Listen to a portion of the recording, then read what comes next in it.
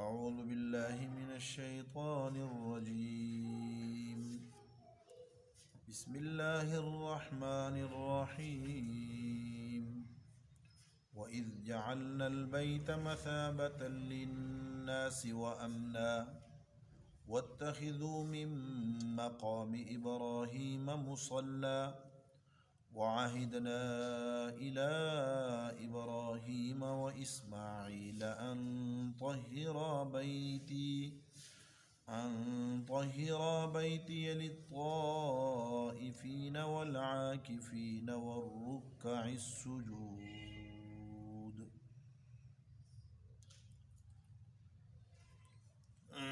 وَإِذْ جَعَلْنَا الْبَيْتَ، اور اے پیارے وہ وقت بھی یاد کر اور ان کو یاد دلا جب ہم نے بیت اللہ کو لوگوں کے لیے مثابہ یعنی رجوع آنے کی جگہ، بار بار آنے کی جگہ یا ثواب بڑھانے کی جگہ بنایا، وَأَمْنًا، اور امن کا مقام بنایا، اور ہم نے کہا واتخذوا، اور بنا لو، من مقام ابراہیم، ابراہیم علیہ السلام کے کھڑے ہونے کی جگہ کو، مصلاً، جائے نماز، وعہدنا، اور ہم نے حکم دیا، الی ابراہیم، ابراہیم علیہ السلام کی طرف بھیجا، واسماعیل، اور اسماعیل علیہ السلام کی طرف بھی، کہ ان طہر بیتی، کہ پاک صاف رکھو میرے گھر کو، للطائفین، طواف کرنے والوں کے لیے، والعاکفین، اعتکاف کرنے والوں کے لیے، والرکع السجود، اور رکوع و سجدہ کرنے والوں کے لیے، یعنی نماز پڑھنے والوں کے لیے۔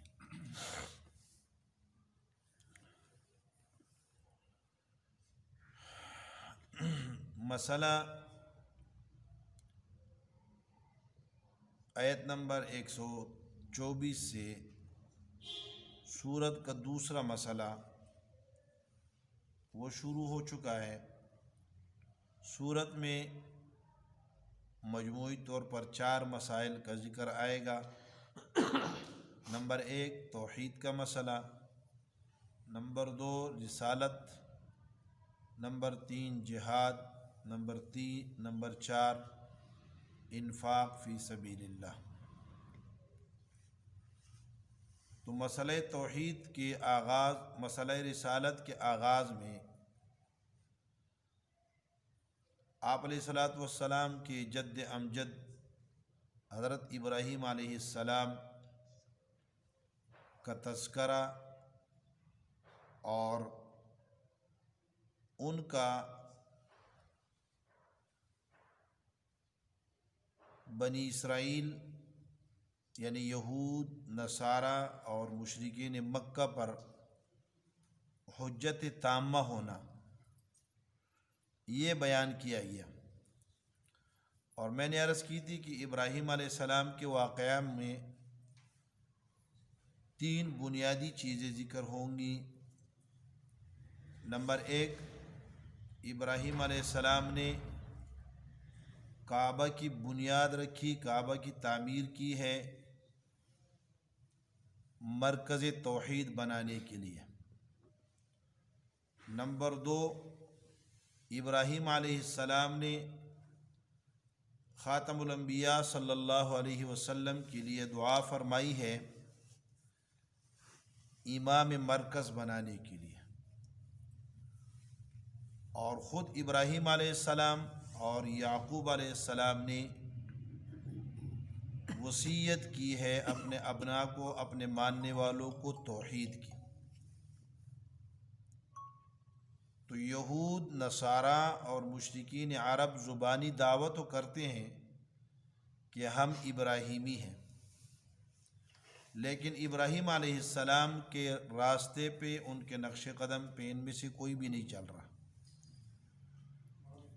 اس لیے قرآن نے کہا ان اول الناس بابراہیم للذین اتبعوہ وہذا النبی، کہ ابراہیم علیہ السلام کے ساتھ مناسبت رکھنے والے، ان کے قریب اور ان کے اولیاء میں، ان کے دوستوں میں سے وہ لوگ تھے جو ان کو ماننے والے تھے اپنے دور میں.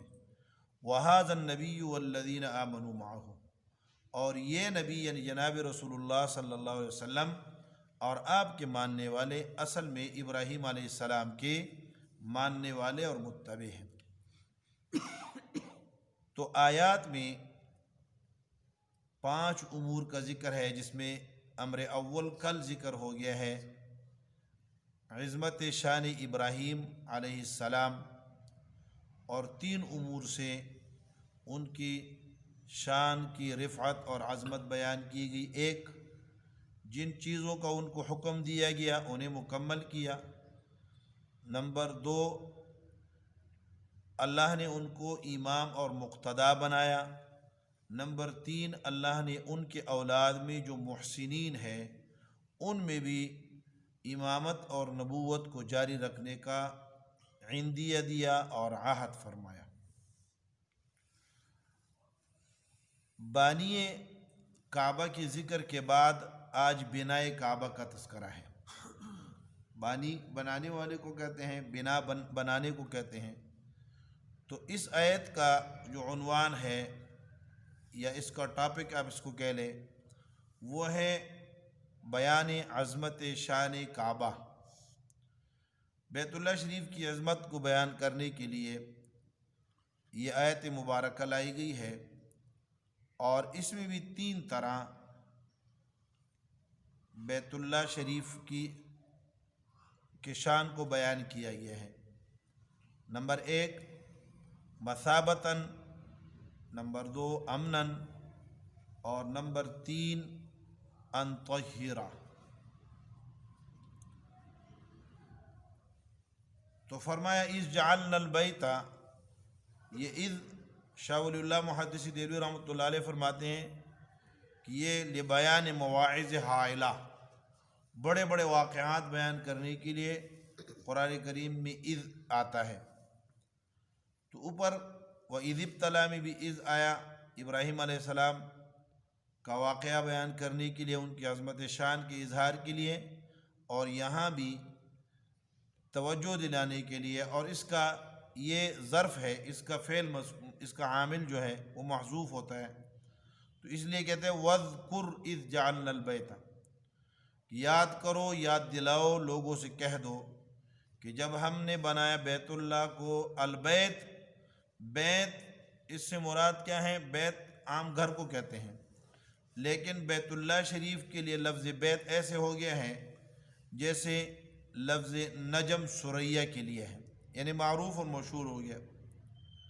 تو بیت جب مطلقاً بولا جاتا ہے تو اس سے ذہن بیت اللہ شریف کی طرف جاتا ہے. تو ہم نے جب بیت اللہ شریف کو بنایا مثابتاً، مثابہ کے 2 معنی ہیں.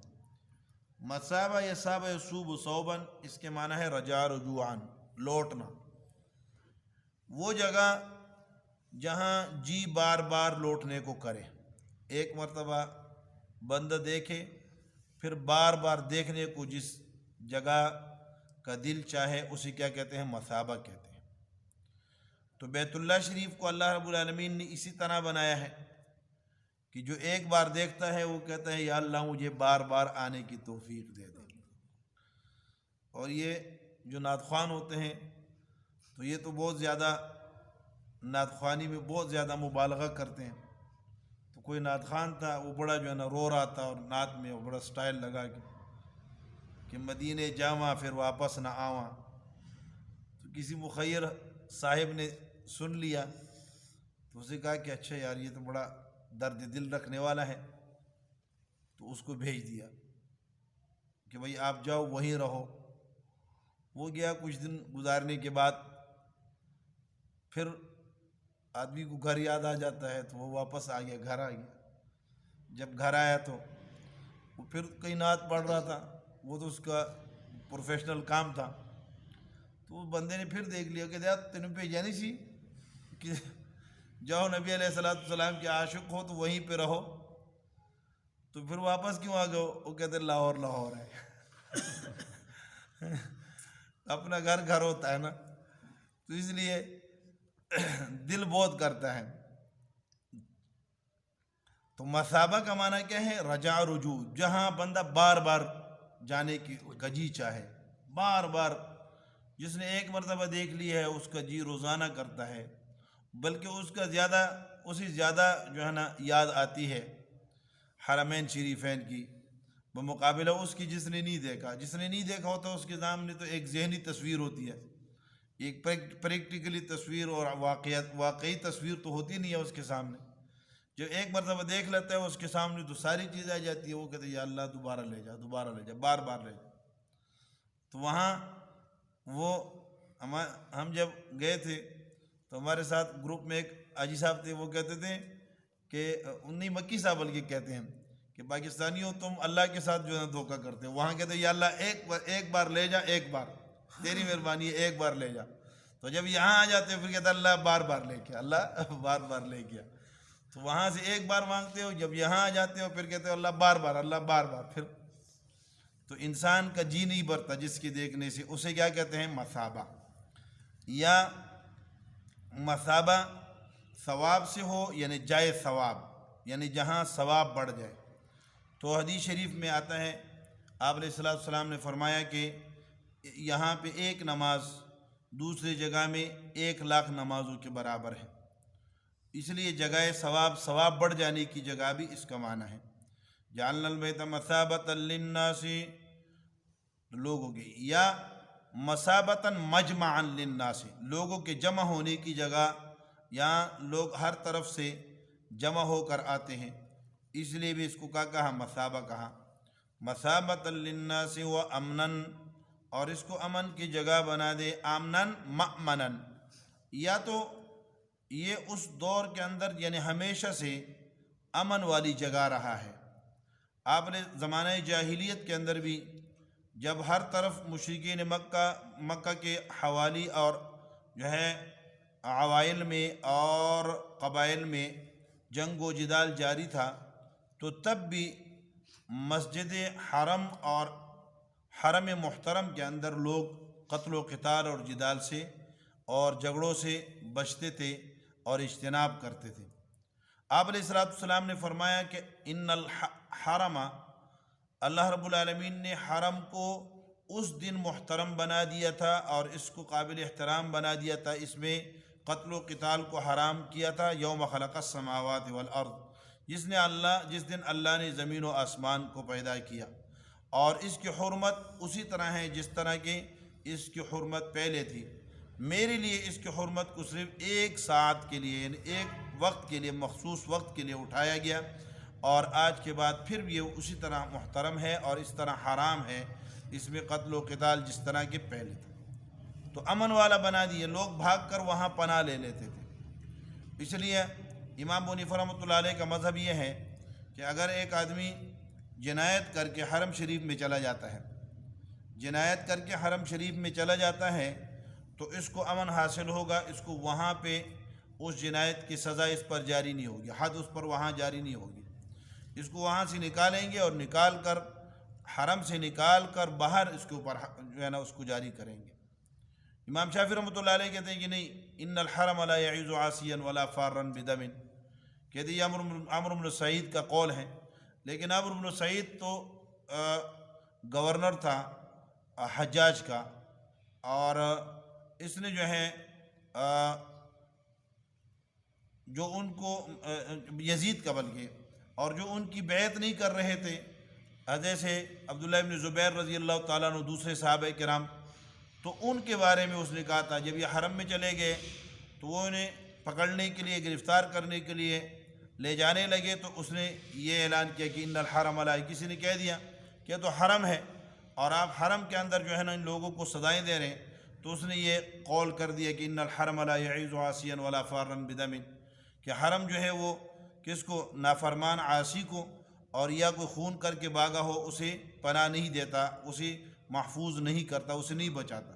تو یہ اس کا قول ہے، اور یہ وہ کوئی قابل اعتماد قابل اعتبار جو ہے آدمی بھی نہیں تھا، اور دوسرا یہ ہے کہ وہ ایک جابر حکمران کا فرستادہ تھا، تو اس لیے اس کے قول کا اعتبار نہیں۔ ہاں دوسرا یہ قیاس کرتے ہیں، کہتے ہیں کہ اگر کوئی آدمی حرم میں جنایت کرے تو اسے وہاں سزا ہوتی ہے، تو پھر اگر حرم کے باہر سے بھاگ کر، تو احناف کہتے ہیں کہ اس کے اندر فرق ہے، جو حرم میں گناہ کرتا ہے تو وہ حرم کے حد کی عزت کرتا ہے، بے احترامی کرتا ہے، جو جرم کر کے حرم میں بھاگتا ہے تو وہ پناہ لینے کے لیے بھاگتا ہے، احترام کے لیے، اس لیے اس میں فرق ہے۔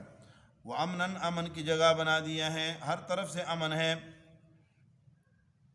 اولم یروا انا جعلنا حرما آمنا ویتخطف الناس من حولهم، کیا لوگ دیکھتے نہیں ہیں کہ حرم کو ہم نے امن کی جگہ بنا دیا ہے، حالانکہ اس کی گرد و پیش سے لوگوں کو اچک لیا جاتا تھا، لوگ اغوا ہو رہے تھے، اٹھائے جا رہے تھے، قتل ہو رہے تھے۔ واتخذوا من مقام ابراہیم مصلی، اور بنا لو مقام ابراہیم کو، ابراہیم علیہ السلام کے کھڑے ہونے کی جگہ کو، مصلن جائے نماز۔ واتخذوا یہ ماقبل کا جملہ فعلیہ ہے اور جملہ خبریہ ہے، اور یہ جملہ انشائیہ امر ہے، تو عربی گرامر کے لحاظ سے اس کا عطف اس پر صحیح نہیں ہے، اس لیے مفسرین لکھتے ہیں کہ یہاں قلنا محذوف ہے۔ وقلنا واتخذوا من مقام ابراہیم مصلی، وقلنا اتخذوا من مقام ابراہیم مصلی، ہم نے کہا کہ بنا لو مقام ابراہیم کو مصلن، صلاۃ نماز کی جگہ۔ مقام یہ ایک مقام ہے، ایک مقام ہے۔ مقام اگر ہو میم کے ضمے کے ساتھ، زبر کے ساتھ، تو اس کا معنی ہوتا ہے کھڑے ہونے کی جگہ، اور اگر یہ مقام ہو تو مقام کا معنی ہوتا ہے جس جگہ پہ بندہ کیا کرتا ہے، قیام کرتا ہے، قیام کی جگہ، قیام گاہ کو مقام کہتے ہیں۔ تو یہ مقام ابراہیم، اس سے وہ ابراہیم علیہ السلام کی کھڑے ہونے کی جو جگہ ہے، اور روایات کے اندر آیا ہے کہ وہ پتھر جو اس وقت بھی بیت اللہ شریف کے پاس موجود ہے، اور پہلے یہ حضرت عمر رضی اللہ تعالیٰ کے زمانے سے پہلے یہ دیوار کے ساتھ نزدیک لگا ہوا تھا، حضرت عمر رضی اللہ تعالیٰ عنہ کے زمانے میں اسے وہاں سے فاصلے پر کر دیے گئے، اب جس فاصلے پر ہے، اور تمام صحابہ کرام کی موجودگی میں کیا ہے، لہٰذا اس پہ کوئی اعتراض نہیں کیا جا سکتا۔ بلکہ مقام ابراہیم تو وہ ہے، بخاری شریف اور مسلم کی روایت میں ہے کہ عمر رضی اللہ فرماتے ہیں کہ وافقت ربی ثلاثا ووافقنی ربی ثلاثا، میں نے اپنے رب کے ساتھ 3 چیزوں پہ موافقت کی، اور رب نے میرے ساتھ 3 چیزوں میں موافقت کی۔ ان میں سے ایک موافقات عمر میں سے ایک جگہ یہ ہے کہ آپ نے فرمایا کہ اگر ہم اس جگہ کو، یہ کون سی جگہ ہے، آپ نے فرمایا یہ مقام ابراہیم ہے، فرمایا اگر اسے نماز کی جگہ بنا لیں، یہاں نماز پڑھ لیں، تو اللہ رب العالمین نے فرمایا، یہ آیت نازل کی، واتخذوا من مقام ابراہیم مصلی، مقام ابراہیم پر 2 رکعت نفل، یہ اس کو جو ہے صلاۃ طواف کہتے ہیں۔ طواف اگر آپ مکمل کر لیتے ہیں، اللہ ہم سب کو لے جائے، 7 چکر جب مکمل ہوتے ہیں تو اس کے بعد احناف اور موالک کے نزدیک یہ 2 رکعت پڑھنا واجب ہے، اور یہ اس کے ساتھ اس کا تعلق ہے۔ پھر اس کے لیے وقت بھی، یعنی وہاں لوگ چلے جاتے ہیں تو کہتے ہیں کہ یہاں جو ہے یہاں مکروہ وقت نہیں ہے، یہاں مکروہ وقت نہیں ہے، بڑی لڑائی ہوتی ہے۔ میں منع کرتا تھا کہ بھائی مکروہ وقت ہے تو اب ٹھہر کے بعد میں پڑھ لیں، کہتے تھے نہیں۔ تو وہ ایک آدمی تھا، وہ مفتی ظہور علی خان صاحب رحمۃ اللہ تعالیٰ علیہ، اللہ قبر پہ رحمت نازل فرمائے، ان کا مرید تھا، تو وہ بھی یہی بات کہہ رہا تھا کہ نہیں یہاں وہ نہیں ہے، یہاں مکروہ وقت کی پابندی نہیں ہے۔ تو میں نے کہا آپ کہاں سے؟ کہتے ہیں میں کراچی سے آیا ہوں، اور میں پھر تعارف ہوا، پھر کہتے ہیں کہ میں مفتی ظہور علی خان صاحب کا۔ تو مفتی صاحب، میں نے کہا آپ مفتی صاحب کو ذرا فون کر کے، وہ بڑا قریبی آدمی تھا، میں نے کہا پوچھ لیں۔ اس نے فون کیا مفتی صاحب کو، تو مفتی صاحب رحمۃ اللہ علیہ سے جب پوچھا کہ یہاں حرم میں یہ مکروہ وقت کا کوئی کنسپٹ ہے، یہ مکروہ وقت ہے یا نہیں ہے؟ تو مفتی صاحب نے کہا جس پیغمبر نے مکروہ وقت بتایا وہ وہیں کے تھے، یہاں پاکستان کے نہیں تھے۔ کہا جس نبی نے مکروہ اوقات بتائے ہیں وہ نبی کیا تھے، اسی جگہ اسی حرم میں تھے، یہاں وہی پاکستان کراچی میں نہیں تھے۔ تو میں نے بندے کو میں کہا خدا کے بندے، پھر عجیب بات ہے، ایک آدمی تصویریں بنا رہا ہے، میں نے اسے کہا بھائی تصویر نہ بناؤ، کہتے ہیں اس کا تصویر پٹھان تھا، اس کا تصویر مسجد میں بھی لگا ہوتا ہے۔ میں نے کہا اس کا لگا ہوتا ہے تمہارا ساتھ میں نہیں ہوتا نا، تم اپنا بھی ساتھ میں لگاتے ہو۔ تو وہاں مقام ابراہیم مصلی نماز کے لیے وعیدنا، اور یہ مسئلہ ہے کہ مقام ابراہیم میں آیت کا تقاضا تو یہ ہے کہ یہ رکعت فرض ہوتی، یہ 2 رکعتیں فرض ہوتی کیونکہ نص قطعی ہے، اور نص قطعی سے جو چیز ثابت ہو وہ فرض ہوتی ہے۔ لیکن روایات میں اور تفصیلات کے اندر جا کر جو ہے احادیث مبارکہ میں اس کو جو ہے کیا قرار دیا گیا ہے، وہ واجب کے درجے میں قرار دیا گیا، مواظبت من غیر ترک نے آپ علیہ الصلوۃ والسلام کی۔ پھر دوسری بات یہ ہے کہ اس میں اس کی تخصیص ہونی چاہیے تھی کہ بس خاص مقام ابراہیم پر اس کا اختیار ہوتا اور آگے پیچھے، لیکن اس میں تعمیم کر دی گئی ہے کس کے لیے؟ رفعا للحرج، تاکہ حرج نہ رہے۔ اس لیے حضرت عمر رضی اللہ تعالیٰ نے ایک مرتبہ 2 رکعت ذی طوا مقام پر جا کے پڑھی۔ حضرت ام سلمہ رضی اللہ تعالیٰ کو آپ علیہ السلام نے فرمایا جب لوگ نماز پڑھ رہے ہو تو طوفی وراء الناس، آپ لوگوں کے جو ہے نا سائڈوں پہ طواف کر لیں، اور جب انہوں نے طواف ختم کی تو پھر اس وقت جو ہے نا وہ وقت مکروہ تھا، تو انہوں نے بعد میں جا کے کہیں باہر جا کے خارج مکہ یا خارج حرم جا کے کیا ہے 2 رکعت پڑھی۔ تو اس میں تعمیم ہے، چاہے آپ حرم شریف کے اندر پڑھ لیں، اگر بہتر تو یہ ہے کہ وہیں پہ آپ کو جگہ مل جائے اور لوگوں کا حرج نہ ہو۔ اب تو بہت زیادہ ازدحام ہو گیا ہے، اب تو وہاں پہ پڑھنا تقریباً ناممکن ہو گیا ہے، لیکن یہ ہے کہ پیچھے کر کی جو جگہ ہے گیرلی کے ساتھ جو جگہ ہے، یا جہاں اس کی سبیلیں لگی ہوئی ہے پانی کی، وہ اس کے پاس بندہ پڑھ لیتا ہے، موقع مل جاتا ہے۔ تو بہرحال اللہ رب العالمین آپ کو لے جائیں تو وہاں ساری چیزوں میں سب سے زیادہ خیال اس بات کا رکھنا ہے۔ اب تو اللہ تعالیٰ کرم فرمائے، رونے والی اور دکھ والی بات ہے کہ ہمارے حرمین شریفین جو ہے وہ وہاں جانا ہمیں، یعنی ایسا وقت آ گیا ہے کہ لوگوں کے پاس پیسے بھی ہیں، دل بھی کر رہا ہے، سب کچھ ہیں، لیکن پھر بھی جو ہے نا وہاں ہم نہیں جا سکتے ہیں، اور کرونا وغیرہ کی وجہ سے پابندیاں ہیں۔ اللہ کریں یہ پابندیاں ختم ہوں، اٹھیں، اور مسلمانوں کی آنکھوں کی جو ٹھنڈک ہے وہ مقامات اللہ وہاں لے جائے۔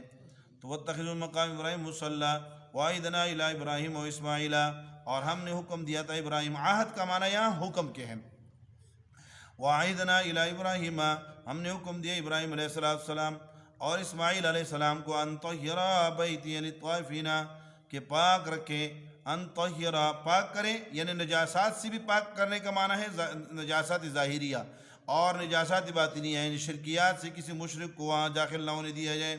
ان طہرا بیتی للطائفین وللطائفین، طواف کرنے والوں کے لیے۔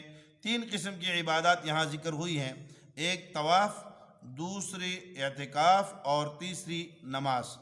تو یہ درجہ بدرجہ خصوصیات ہیں ان کی۔ یہ جو طواف ہے یہ اخص الخواص ہے، یعنی خاص بیت اللہ کی عبادت ہے، اس کے علاوہ کہیں اور طواف نہیں ہو سکتا۔ اس لیے علامہ عینی وغیرہ نے لکھا ہے کہ اگر کوئی مسلمان کسی اور جگہ پہ کسی گھر کا، کسی مکان کا، کسی مسجد کا، کسی قبر کا، کسی بھی چیز کا طواف کرے تو اخاف علیہ الکفر، کہتے ہیں مجھے ڈر ہے کہ وہ کہیں، یعنی یہ محتاط الفاظ ہیں ان کے، یہ کیا الفاظ محتاط ہیں۔ اس لیے بیت اللہ کے علاوہ یہ طواف جو ہے یہ خصوصیت ہے بیت اللہ کی۔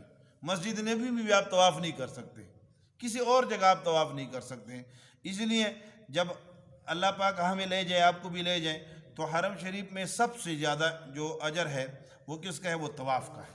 تو طواف کا اہتمام زیادہ سے زیادہ کیا جائے، اور وہ وہاں پہ ہے کہ اور طواف کا موقع نہیں ملتا، تو اس لیے علماء احناف نے بھی لکھا ہے، اور جو ہے اہل ظواہر نے تو بہت شدت کی ہے اس مسئلے میں، لیکن علماء احناف نے نرم و محتاط الفاظ استعمال کیے ہیں کہ اگر کوئی آدمی کسی اور جگہ کو مطاف بنا لیتا ہے، طواف کی جگہ بنا لیتے، طواف کرتا ہے جی، تو ہمارے ہاں تو بہت ساری چیزوں کو اللہ معاف فرمائیں جو ہے نا وہ لوگوں نے، یہ علماء کی طرف سے ایسی کوئی چیز نہیں ہوتی، علماء تھوڑی سی نرمی کرتے ہیں، علماء کو اسٹک ہونا چاہیے اور بالکل سیدھا سیدھا دین کے اوپر چلنا چاہیے، دین مذہب کے اوپر اور سنتوں کے مطابق چلنا چاہیے۔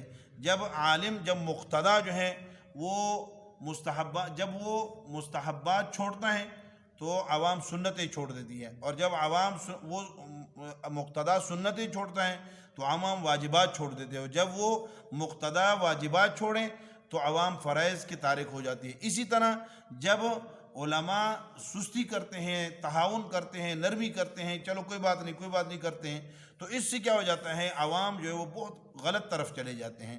بہت ساری چیزیں، کسی مفتی منیر صاحب کو میں نے سنا، انہوں نے بہت سخت تنقید کی ہے بعضی چیزوں کے اوپر جو میلاد کے موقع پہ کیے جاتے ہیں، ایسی چیزیں جس کا شریعت سے دور کا بھی واسطہ نہیں ہے، تو یعنی وہ کسی مسلک کی بات نہیں ہوتی، لیکن عوام میں وہ چیزیں کیا ہو جاتی ہیں، پیدا ہو جاتی ہیں۔ بیت اللہ کے شبیہ بنانا، تصویریں بنانا، اس کا طواف کرنا، یہ بہت خطرناک چیزیں ہیں۔